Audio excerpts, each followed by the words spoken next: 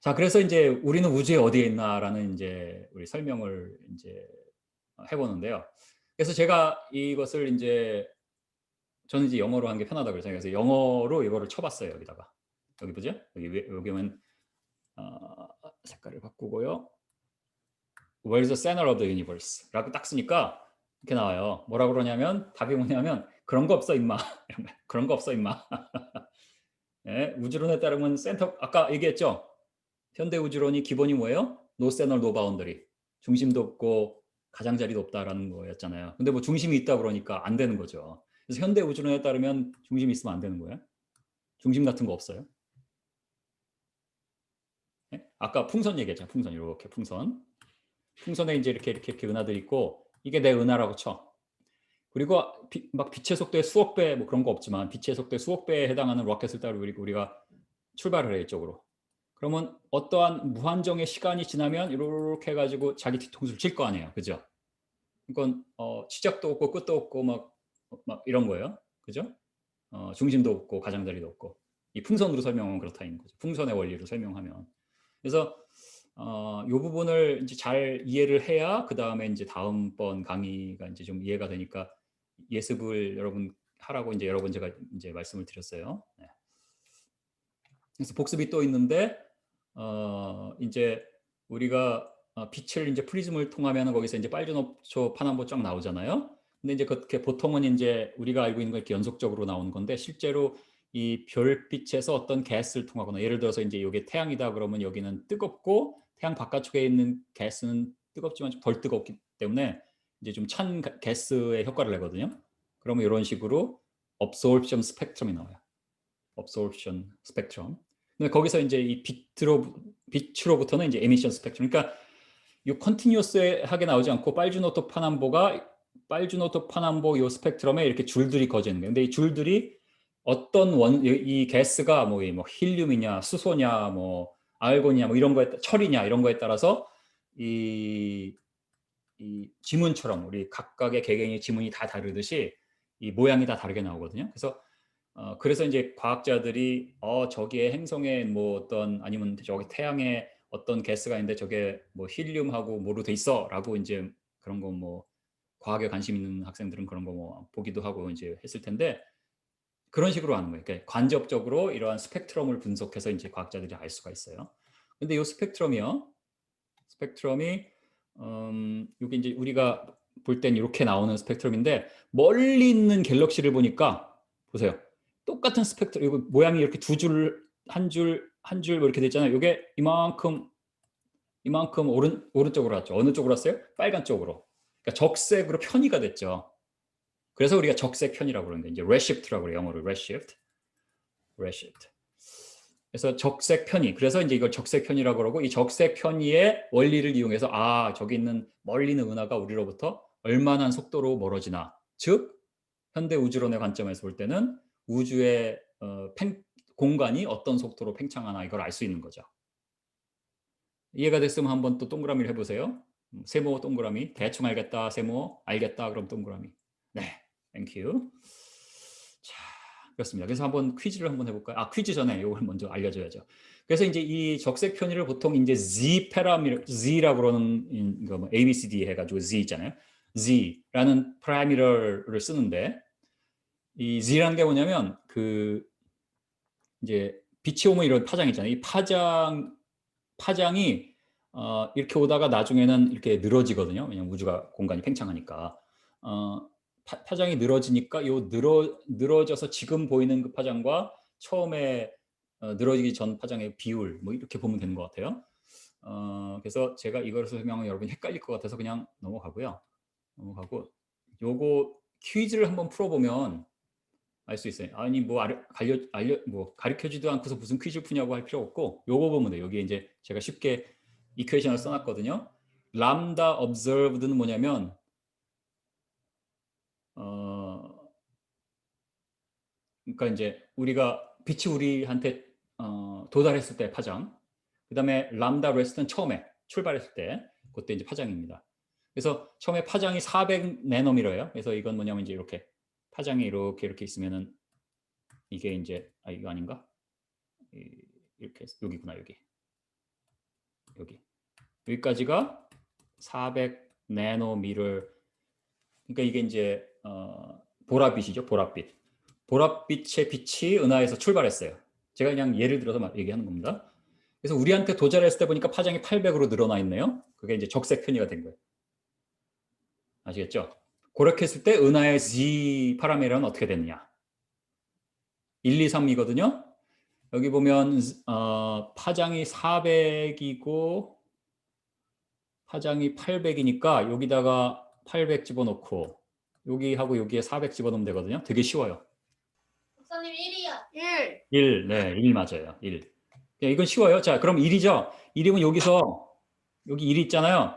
그럼 2번, 3번 쉽게 맞춰요. 2번은 뭐예요? 은하로부터 우리까지 빛이 오는데 걸린 시간. 77억 년이야. 그죠? 77억 년. 우와. 77억 년. 그다음에 이 은하로부터의 우리까지의 거리는 100. 네. 100억 광년. 무시무시한 거죠. 그러니까 Z가 1이다 그러면 물론 이제 이게 이제 정확할 수도 있고 아닐 수도 있어요. 이제 제가 이제 자세한 설명을 안 드렸기 때문에 그냥 대충 보는 겁니다.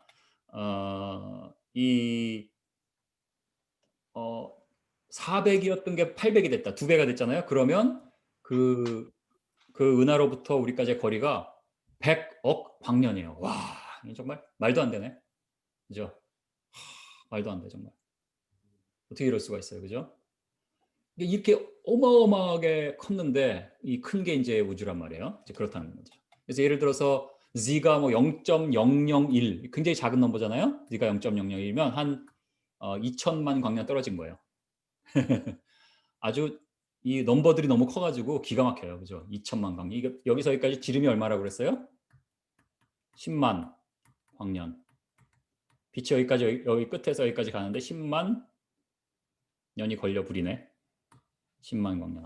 그리고 우리로부터 이 은하까지의 거리가 2천만 광년이에요. 뭐 하여튼 정말 무지무지하게 커요. 그죠?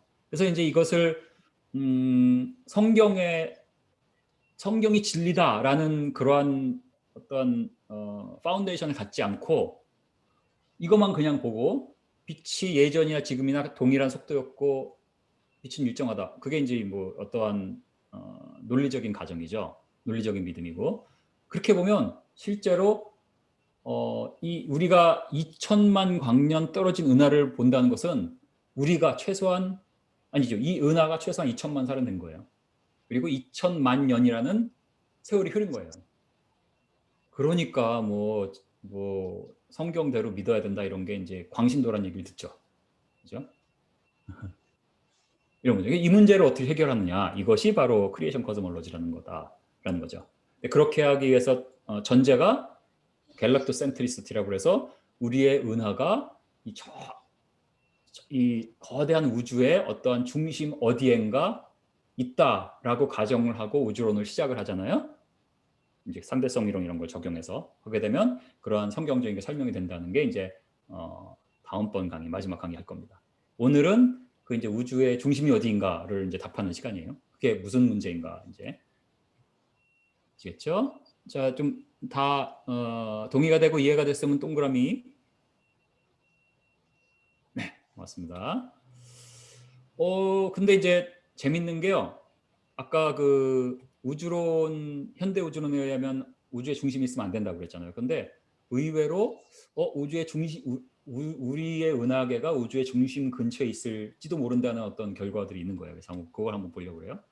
여기 보면 윌리엄 티프트라고 그래가지고 유니버시티 오브 아리조나 지금 이제 은퇴하셨죠. 유니버시티 오브 아리조나 그러니까 아리조나 주립대학이죠. 유니버시티 오브 아리조나의 교수님이었는 천문학과 교수님인데 그분이 이제 연구한 논문에 은하들의 적색 편이가 불연속적으로 나온다. 그러니까 우리가 이제 은하들을 막 잔뜩 있잖아요. 잔뜩 있는 거로 보면 이제 적색 편이가 뭐 아까 보여줬죠. 여기서 이렇게 했으면 이만큼 거리에 따라서 이렇게 늘어난다고 그랬죠. 근데 이게 이렇게 연속적인 게 아니라 떨어져서 나오는 거죠. 이만큼 나오고 아무것도 없고 이제 아무것도 없는 게 아니라 적다는 얘기예요. 이만큼 나오고 이만큼 나오고 이만큼 나오고 이렇게 이제 된다는 거예요. 그래서 그러한 연구를 했고요. 예를 들어서 이거 보면 이게 이제 적색편이란 게 그냥 이거 색깔을 바꿔서 뭐 이렇게 그냥 나오지 않고 이렇게 나오죠. 지금 이렇게 여기도 이렇게 나온다는 거야. 여기도 그죠? 그래서 이게 이렇게 나오고 여기도 보면 이제 비슷한 이제 그런 연구 결과들입니다. 그래서 이분이 뭐 이제 이런 연구를 뭐 수십 논문을 이제 수십 년간 수십 개를 이제 썼습니다. 그리고 이렇게 이제 퀀티제이션이라는 단어를 썼는데 요새는 이런 말 안 쓰고 이제 현대에는 이제 피리어디설이라는 말을 쓰는데요. 그러니까 어떤 주기를 갖고 나온 거네. 주기성을 갖고 있죠. 보면 주기성. 그리고 이런 식으로 주기성. 그래서 그런 연구를 이제 굉장히 많이 했고 주기를 갖고 있다는 것은 나름대로 이제 확실하다. 여기 보면 이제 확실하다고 했고 이분 혼자서 한 건 아니고 다른 그룹에서도 여기는 네피얼 것들이라는 천문학자들인데요. 이분이 이제 여기는 1997년도 그러니까 20여 년 전에 나온 논문인데 여기서도 은하들의 적색 편의의 분포가 여기 보면 있죠. 이렇게 나오고 이렇게 나오고. 근데 이제 재밌는 게요. 그래서 이렇게 나오려면 우리의 은하를 중심으로 얘네들이 동심원처럼 그룹져서 있다는 어떠한 추론을 하게 된 거예요.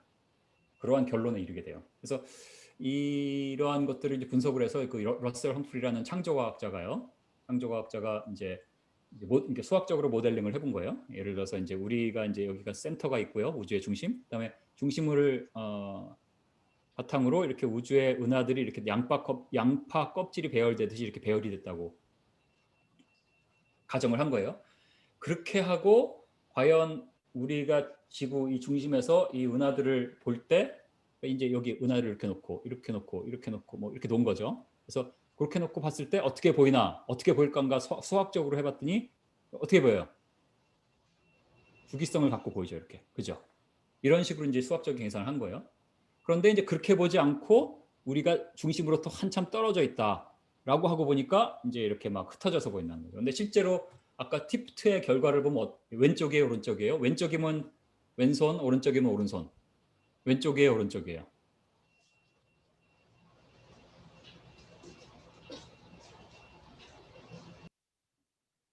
왼쪽이에요, 오른쪽이에요? 자, 그럼 안 되겠다. 그러면 자, 왼쪽이다 그러면 손 들어보세요. 아까 질문이 뭐냐면 아까 티프트 또 네이피얼 것들이라는 과학자들이 관찰한 게 1번에 가까워요, 2번에 가까워요? 1번에 가깝다. 네, 2번에 가깝다. 손 안 든 학생은 나 오늘 바쁘다? 정답은 1번이에요. 1번. 네. 요거를 이해 못하면 안 되는데요. 이렇게 보이잖아요. 봐. 어디 봐. 다시 가볼까요? 어떻게 보여? 주기성을 갖고 있죠? 또 어떻게 보여? 주기성을 갖고 있죠? 여기도. 보여줬잖아, 지금 다. 보여줬는데 모르면 어떡하지? 그렇죠? 그러니까 이렇게 보인다는 거죠. 근데 이렇게 보이려면 우리가 우주 중심 어딘가에 있어야 된다는 결론이 이제 나온 거죠. 이게 이제 험프리라는 창조과학자가 이제 이렇게 계산을 한 거예요. 그래서 이제 이것도 이제 그 험프리라는 과학자가 이제 논문에 이렇게 쓴 글인데 여기 보면 물론 이 논문은 이제 어떠한 그 주류 학계 논문은 아니고요. 주류 학계에서 인정받지 못하는 저널이에요. 저널. 그 저널이란 것은 이제 이 저널이란 것은 과학적인 저널이란 것은 이제 논문을 내면 그 논문을 이제 에디터가 받아서 이렇게 그 리뷰어들한테 보내서 그 분야의 전문가들이 심사를 해서 뭐 이걸 고쳐라 아니면 이거는 빠꾸해라 이거는 뭐 억셉트해라 이런 식으로 보내면 그걸 취합해서 에디터들이 이제 결정을 해서 이제 시든가에서 뭐 네이처 사이언스 막 들어봤잖아요. 다 그런 식으로 하는 거예요. 근데 이 저널 오브 크리에이셔니즘은 이런 논문들이 몇 개 있는 이런 저널들이 몇 개 있는데 이거는 주류로 들어가지 못한 이유가 성경부터 시작해서 뭐 창조과학을 하고 뭐 우주에 우리가 중심에 있을지도 몰라 이런 설명을 하면 이 주류학계의 저널 자체에 논문을 쓸 수가 없어요. 왜냐하면 리뷰어들이 다 이제 나 같은 이런 교수들인데 교수들이 다 빅뱅론적인 자연적인 자연주의 세계관적인 그런 하에서 다 공부를 하고 배웠기 때문에 설사 크리스찬이라고 해도 이 모든 논문, 과학 저널이란 것은 자연주의적인 관점에서 모든 게 설명이 돼야지만 논문이 되지 여기에 기적이 있다던가, 그죠? 하나님이 들어가면 안 되는 거거든요. 그러니까 아예 논문을 받아들이지가 않죠. 그리고 나중에는 창조과학자라는 게 알려져 버리면 아예 이 사람 이상한 사람이야. 그래서 아예 이제 배제를 하는. 그렇기 때문에 안 되겠다. 우리끼리 만들자 해서 이제 창조과학 하는 그러한 이제 단체에서 논문들을 이렇게 저널들을 만들어서 거기에 이제 실을 수 있게. 이게 이제 상대적으로 조금 뒤떨어지긴 하죠. 이제 전체적인 평균. 하지만 그 중에 이제 이렇게 이러한 잘 알려진 이러한 창조과학자, 물리학자들이 한 그 연구들은 상당히 이제 수준이 있습니다. 거기에 이제 쓰는 게 천문학 분야 논문들은 적색 편의의 주기적 분포의 애네요. 애에 대한 가능한 설명 중 하나가 될 수 있는 우리의 은하가 우주의 중심 근처에 있을 수 있다. 그러니까 제가 이제 이거를 영어를 한국말로 바꿨는데 제가 그런 걸 잘 못하거든요. 그래서 조금 어색해. 설명 중 하나가 될 수 있는 우리의 은하가 우주의 중심에 있을 수 있다는 설명 자체를 완전히 배제한다. 왜 배제하냐는 아까 말한 거죠. 우주 원리. 등방해야 되고 균일해야 되는데 중심이 있어버리면 지금 우리가 현대 우주론에서 말하는 그 우주론 자체가 성립이 안 돼요. 저기 100년 전으로 돌아가서 다시 시작해야 돼요. 아인슈타인부터. 이게 말도 안 되겠죠. 그래서 안 되는 건데 어쨌든 배제하죠. 그러한 이유로. 그럼 어떤 식으로 하냐면 대부분의 천문학자들은 아직 설명이 되지 않은, 그러니까 몰라, 잘 모르지만 뭐 아마도 빛 자체에 영향을 준다거나 아마도 원자로부터의 빛 또는 우주 공간을 통해 오는 동안 다른 현상이 일어나서 그렇게 된 거지 실제로 그렇게 생긴 건 아니다라고 이제 설명을 한다는 거죠. 그리고 실제로 그런 식으로 설명을 이제 하고 티프트 자신도 이러한 적색 편의의 분포가 이 피리어디설이, 그러니까 어떤 주기성을 갖고 보이는 건 확실하지만 그것이 이제 뭐 우리가 우주의 중심에 있다라거나 이건 그렇게 설명은 하지 않고 자기 나름대로의 또의 우주론을 이제 또 시작을 해서 자기의 나름대로의 설명이 있는 거예요. 어떤 빅뱅하고는 좀 다를지 몰라도 하여튼 그런 자연주의적인 어떤 프레임워크 하에서 이제 하고 있습니다. 근데 이제 우리는 이제 이걸 너무 걱정할 필요는 없어요. 우리는 자연적으로 설명하려고 하는 게 아니죠. 우리는 하나님이 말씀으로 창조하셨다 다 믿어요. 그죠? 그리고 6일 창조했다. 그것을 뭐 과학적으로 증명할 수는 없어도 그냥 믿는 거예요. 일단 하나님이 그렇게 말씀하셨기 때문에. 하나님이 직접 말씀하셨잖아요. 모세한테. 맞아요? 어, 그죠? 그러니까 이제 어떤 식으로든 어떤 자연주의적으로 설명을 하려고 하는데 우리는 그럴 필요 없다는 거예요. 우리는 그냥 그 데이터 자체만 보자 이거죠. 그죠? 그러니까 중심에 있는 것 같이 보이는데 하지만 중심에 있으면 안 되니까 다른 설명을 시도해 보자. 다른 설명이 있네. 이러지 말고 그냥 데이터 자체를 보니까 혹시 중심에 있는 거 아닐까? 라고 한번 보자는 거죠. 그럼 이게 확실할까요? 아까 말한 네이피얼 것들이 하고 또 이 티프트의 논문이나 이런 걸 보니까 또 그거에 대한 험프리의 해석이 있었잖아요. 확실할까요? Not so fast. 중심에 있는 게 확실해. 그러고 막 돌아다니면 안 돼. 왜냐하면 일단 아까 그 티프티하고 거프리의 연구는 데이터가 충분하죠. 왜냐하면 우주에 그 예상되는 그 은하의 수가 얼마라고 그랬어요? 뭐 얼마라고 그랬죠? 2조라고 그랬나요? 막 그렇게 얘기했잖아요. 그죠? 200조라고 그랬나? 2조라고 그랬나? 하여튼 2조라고 그랬던 것 같아. 근데 그것도 최근에 논문 보니까 2조는 아닌 것 같고 한 2천억 개일 거라고 이제 또 그런 논문이 나왔어요. 그러니까